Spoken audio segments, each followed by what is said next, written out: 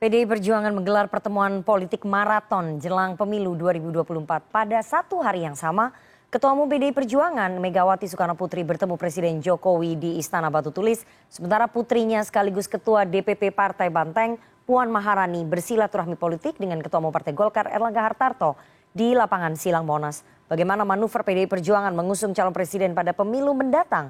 Untuk membahas yang lebih dalam, kita sudah terhubung melalui sambungan Zoom dengan Ketua DPP PDI Perjuangan Ahmad Basarah. Selamat sore Mas Baskara. Selamat sore Mas Nana. Dan Direktur Eksekutif Carta Politika Yunarto Wijaya. Selamat sore Mas Toto. Selamat sore Rifana, selamat sore Mas Baskara. Oke, saya mau ke Sore, Mas Baskara terlebih dahulu. Mas Bas, kemarin Sabtu ada pertemuan, dalam satu hari ini isinya pertemuan politiknya PDIP semua. Mbak Puan Maharani dengan Ketua Umum Golkar Erlangga Hartarto, kemudian Ibu Mega dengan Presiden Jokowi. Apakah ini bentuk penjajakan untuk mencari sosok capres yang akan diusung oleh PDIP, Mas Bas? Ya, memang pada hari Sabtu kemarin, Ibu Megawati Soekarnoputri bertemu secara langsung dengan Presiden Jokowi di Batu Tulis, Bogor. Saya kira itu adalah periodik yang bukan antar dua pemimpin bangsa, Ibu Megawati dengan Pak Jokowi.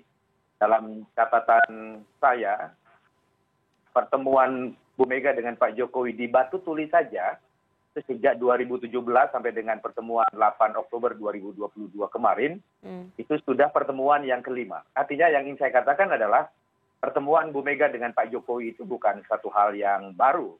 Memang beliau berdua rutin melakukan pertemuan. Tentu saja pertemuan itu karena kedua tokoh itu adalah pemimpin bangsa saat ini, yang dibahas adalah masalah-masalah strategis bagi kepentingan bangsa dan negara Indonesia. Saya kira kalau kita lihat dari pertemuan yang begitu sangat lama, 2 jam, sambil memandang indahnya Gunung Salak di Kabupaten Bogor itu, beliau berdua sedang melihat bagaimana Indonesia ke depan. Sehingga oleh karena itu, pertemuan itu sendiri membahas hal-hal yang bersifat substansi dan strategis, terutama dalam komitmen Ibu Megawati Soekarnoputri dan PDI Perjuangan mengawal pemerintahan Pak Jokowi ini sampai akhir masa jabatan di tahun 2024 yang akan datang. Kita sama-sama menyadari, Nana dan pemirsa CNN yang saya hormati, tantangan bangsa kita saat ini tidak mudah. Di tengah krisis global, konflik-konflik seperti konflik Rusia-Ukraina, bahkan konflik di Laut Cina Selatan, Menanjung Korea, Timur Tengah, dan lain-lainnya, yang semuanya berpotensi memberikan implikasi langsung kepada situasi keamanan dalam negeri dan juga masalah-masalah sosial ekonomi yang lainnya. Nah, oleh karena berdua juga adalah tokoh-tokoh politik saat ini, saya kira ketika setelah membicarakan bagaimana mengatasi krisis bangsa Indonesia saat ini, tentu kita tidak bisa hindari bahwa 1 tahun setengah yang akan datang akan terjadi suksesi kepemimpinan nasional melalui pemilu periodik yang telah disepakati akan dilaksanakan pemungutan suaranya pada tanggal 14 Februari 2024 yang akan datang. Saya kira pada titik itu beliau berdua pasti membicarakan tentang kesinambungan pemerintahan nasional bangsa Indonesia yang akan dipimpin oleh seorang presiden dan wakil presiden yang akan dipilih oleh proses demokratis dalam pemilu 2024 yang akan datang. Saat bersamaan, Mbak Nana dan Mas Toto, Mbak Puan juga melaksanakan silaturahmi kebangsaan dengan ketua umum partai politik lain. Terakhir sebelum pertemuan Ibu Mega dengan Pak Jokowi, Mbak Puan bertemu dengan Pak Erlangga Hartarto sebagai ketua umum Partai Golkar untuk memberikan satu sinyal politik bahwa PDI Perjuangan sebagai partai nasionalis siap terbuka dan bekerja sama dengan partai-partai politik manapun sepanjang memiliki platform dan desain masa depan Indonesia secara bersama-sama. Saya kira dua pertemuan itu adalah dua peristiwa politik yang saling memiliki benang merah satu dengan yang lainnya. Kira demikian, Nana. Baik. Artinya ada benang merah antara pertemuannya Ibu Mega dengan Pak Jokowi dan Mbak Puan dengan Pak Erlangga. Tapi kalau pertemuan Ibu Mega dengan Pak Jokowi itu hampir pasti atau sudah pasti membicarakan soal pemimpin Indonesia di masa yang akan datang. Sekaligus melihat bagaimana Indonesia ke depan dari kacamata beliau berdua ya. Mas Toto, saya ingin tanya ya. Dalam sehari PDI Perjuangan menggelar 2 pertemuan politik yang sudah diakui tadi ada benang merahnya menurut Mas Bas. Menurut analisa Anda, PDIP sedang tancap gas mempersiapkan sosok capres yang akan diusung ini. Makanya langsung pertemuan politiknya digelar secara maraton begini Mas Toto. Iya, sebetulnya kalau kita bicara ini dalam konteks pertemuan yang sifatnya terkait dengan pertarungan elektoral di luar masalah-masalah kebangsaan yang tadi Mas Baskara jelaskan ya terkait Ibu Mega dengan Pak Jokowi, memang pasca dari deklarasi Anies Baswedan Tower kemarin, ya kan seperti ada terlihat percepatan ya bagaimana manuver dari partai-partai lain. Bukan hanya PDI Perjuangan, kalau kita lihat misalnya beberapa DPW dari ya melakukan deklarasi terhadap Prabowo. Kalau kita lihat kemarin pas di hari Minggu ada pertemuan dari Ibu Mega dengan Pak Jokowi ataupun di level partai. Di sini kan memang bahkan ditugaskan untuk kemudian melakukan safari politik oleh Ibu Mega untuk melakukan beberapa pertemuan politik. Kemarin dilakukan juga dengan Mas Erlangga. Memang saya memiliki diri ya, bahwa yang bertemu ini bukan hanya Mbak Puan, pertemuan politik tapi dilakukan juga oleh Ibu Mega dengan Pak Jokowi. Mbak Puan kita tahu ketika melakukan safari politik memiliki keterbatasan untuk mengambil keputusan katakanlah terhadap dirinya sendiri. Kalau beliau ingin menjadi seorang calon presiden, yang ditunggu oleh publik dan konstituen PDI Perjuangan kan adalah bagaimana sikap Ibu Megawati Soekarno Putri. Dan kemudian kita tahu juga bagaimana ada pengaruh besar pasti dari seorang presiden, dalam hal ini Pak Jokowi, walaupun tanda kutip beliau adalah petugas partai, tapi dalam konteks bicara kesinambungan kepemimpinan ke depan, beliaulah yang paling punya otoritas untuk kemudian memberikan masukan mengenai apa sih legacy yang harus dijaga dan bagaimana sih karakter kepemimpinan ke depan yang bisa meneruskan apa yang sudah beliau bangun gitu misalnya. Dan di situ jadi menarik ketika masuk dalam perbincangan tafsir di publik, seakan-akan kan ada dua kutub yang berbeda. Ada tafsir dari sebagian teman PDI Perjuangan sendiri yang seakan-akan memposisikan Mbak Puan lebih kuat untuk menjadi calon presiden yang akan dipilih oleh Ibu.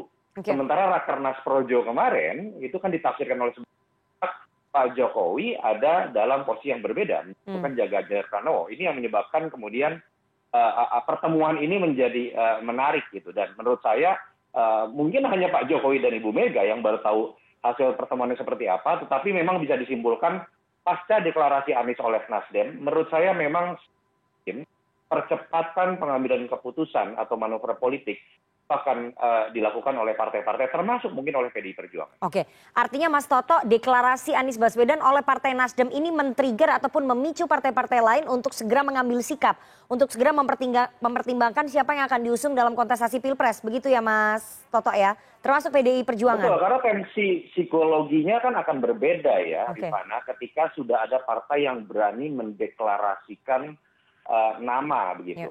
Kemarin sebetulnya Gerindra dengan PKB sudah mengutarakan itu terlebih dahulu. Bahkan rumornya kan akhir Oktober sudah akan mendeklarasikan capres-cawapres. Minimal itu yang kemarin diklaim oleh beberapa petinggi PKB dan Gerindra. Artinya kan ketika itu terjadi, akan ada ruang gerak yang makin terbatas buat partai-partai lain untuk menggait calon-calon yang ada atau untuk menggait partai-partai yang ada, kemudian bisa dideklarasikan sebuah koalisi. Ada potensi mereka bisa ketinggalan kereta kalau kemudian iramanya tidak diikuti begitu. Oke, saya mau ke Mas Bas. Mas Bas, apakah betul bahwa pertemuannya Mbak Puan dengan Pak Erlangga, kemudian Ibu Mega dengan Presiden Jokowi ini dipicu penetapan Anies Baswedan sebagai capres Nasdem, artinya PDIP harus segera mengambil kuda-kuda, harus mengambil ancang-ancang untuk menetapkan siapa yang akan diusung dalam kontestasi Pilpres? Ini ada kaitannya, ada benang merahnya nggak Mas Bas? Iya. Kali ini saya harus katakan bahwa saya agak kurang sependapat dengan Mas. Ya. Pertama, di Perjuangan adalah partai politik yang selalu memegang teguh tentang trisaktinya Bung Karno. Trisakti yang pertama itu adalah berdaulat di bidang politik. Nah, PDI Perjuangan mengimplementasikan kedaulatan politiknya itu adalah dengan ketika mengambil kebijakan-kebijakan atau langkah-langkah politiknya. Kenapa demikian? Karena pertama, pertemuan Bu Mega dengan Pak Jokowi itu adalah pertemuan periodik yang biasa beliau lakukan. Tadi saya informasikan bahwa pertemuan di Batu Tulis saja, pertemuan tanggal 8 Oktober kemarin itu sudah pertemuan yang kelima. Belum pertemuan-pertemuan yang lainnya. Sementara Mbak Puan dengan ketua umum partai politik, termasuk pertemuan dengan Pak Erlangga, itu sudah dijadwalkan jauh-jauh hari. Bahkan sudah ada pertemuan sebelumnya dengan ketua umum Nasdem, dengan ketua umum Gerindra, dengan ketua umum PKB. Tapi saya kira PDI Perjuangan tidak terpengaruh oleh berbagai dinamika politik yang muncul di tengah-tengah masyarakat, termasuk atas pencalonan Pak Anies sendiri oleh Partai Nasdem. Kenapa demikian?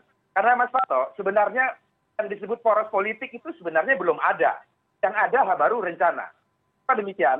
Karena kalau asumsinya poros politik itu adalah partai politik atau gabungan partai politik yang telah memenuhi ambang batas suara mengusung pasangan calon presiden, yaitu 20%, dan memiliki capres dan cawapresnya sendiri, itu sampai saat ini belum ada.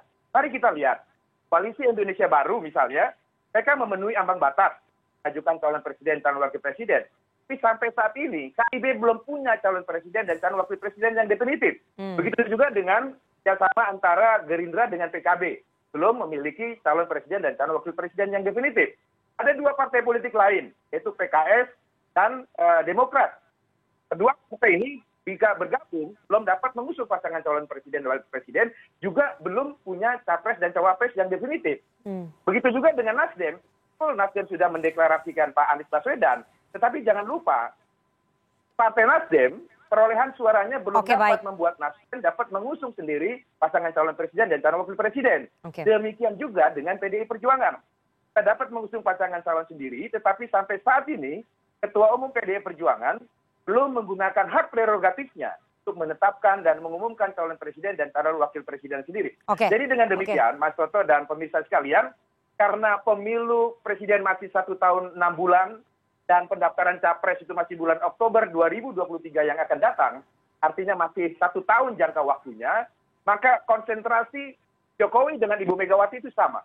Adalah bagaimana sama-sama menjalankan tugas pemerintahannya, terutama mengatasi krisis yang tengah terjadi, baik pada tingkat global maupun di tingkat lokal menghadapi pasca pandemi COVID-19 ini. Saya kira itu yang menjadi prioritas pembicaraan dan juga konsentrasi Ibu Megawati Soekarno Putri dengan Presiden Jokowi saat pertemuan kemarin. Mas Bas, Nana. Mas Bas saya ingin tanya, PDI Perjuangan memiliki privilege bisa mencalonkan capres dan juga cawapresnya sendiri tanpa harus berkoalisi dengan partai lain. Meskipun Sekjen Anda mengatakan ataupun Mbak Puan mengatakan bahwa PDIP tetap butuh partai lain untuk juga berkoalisi sama-sama memajukan capres dan juga cawapres. Tapi kalau melihat kondisi politik yang saat ini sudah ada partai-partai yang kemudian berkumpul tapi PDIP belum punya teman koalisi, masih berkutat dengan komunikasi politik, apakah PDIP tidak khawatir kalau ketinggalan kereta seperti yang tadi disampaikan oleh Mas Toto? Kalau khawatir ketinggalan kereta berarti ada yang dikejar. Kan demikian filosofinya. Nana, ya. Kita ini kan, Pilpres itu kan memilih 2 orang pemimpin bangsa yang akan menjadi nakoda yang membawa bangsa Indonesia dalam masa pembangunan 5 tahun yang akan datang. Oleh karena itu, saya kira menjadi sangat amat wajar kalau Ibu Megawati Soekarno Putri betul-betul berhati-hati dan berusaha untuk cermat untuk mengeluarkan keputusan siapa figur yang dapat memimpin bangsa Indonesia 5 tahun ke depan. Sehingga oleh karena itu, bukan karena kita lambat atau kemudian tidak merespon perkembangan dinamika yang berkembang di masyarakat. Saya kira kalau kita lihat hari ini, bagaimana Bu Mega mengarahkan agar segenap fungsionaris PDI Perjuangan menyiapkan visi misi dan program yang akan ditawarkan oleh capres dan cawapres yang akan diusulkan oleh PDI Perjuangan, itu membuktikan bahwa betul-betul menyiapkan suksesi kepemimpinan nasional itu bukan sekedar membicarakan orang per orang. Tapi narasi besarnya ya. Standar pada elektoral atau popularitas orang per orang tertentu. Karena ini sedang menyiapkan masa depan bangsa yang keberlanjutan pembangunan nasional untuk 5 tahun ke depan. Nana. Kita sama-sama tahu, di tengah belum berhasilnya perjuangan kami di MPR mengamandemen Undang-Undang Dasar menghasilkan GBHN, pembangunan nasional bangsa Indonesia 5 tahun ke depan itu akan bertumpu pada visi, misi, dan program yang akan dibuat oleh pasangan calon presiden dan calon wakil presiden. Dan itu yang akan menentukan apakah pertama, bangsa Indonesia dapat keluar dari krisis global seperti yang terjadi sekarang ini. Yang kedua, apakah pemerintahan Jokowi selama 10 tahun ini dapat dilanjutkan kesinambungan pembangunannya. tahan Itu dulu Mas pertanyaan Bas. besar yang saya kira Oke. harus kita pikirkan secara bersama-sama ketimbang kita terjebak pada urusan orang per orang. Oke, tahan dulu. Yang Tadi menjadi itu saya calon udah presiden dapat. dan calon Oke. wakil presiden, Mbak Nana. Oke, tahan dulu Mas Bas, kita harus jeda, kita harus break sejenak, tapi saya sudah dapat pesan yang tadi ingin Anda sampaikan bahwa pertemuan antara Ibu Megawati dengan Pak Jokowi tidak bicara nama orang per orang ataupun tokoh per tokoh, tapi narasi besar bagaimana orang yang akan dipilih ataupun sosok yang akan dipilih bisa melanjutkan kepemimpinan ataupun visi misinya Pak Jokowi. Jadi belum bicara orang per orang, tapi baru narasi besarnya saja. Saya sudah dapat poin yang ingin Anda sampaikan. Kita harus jeda terlebih dahulu, jangan kemana-mana, tetap bersama kami di CNN Indonesia Newsroom.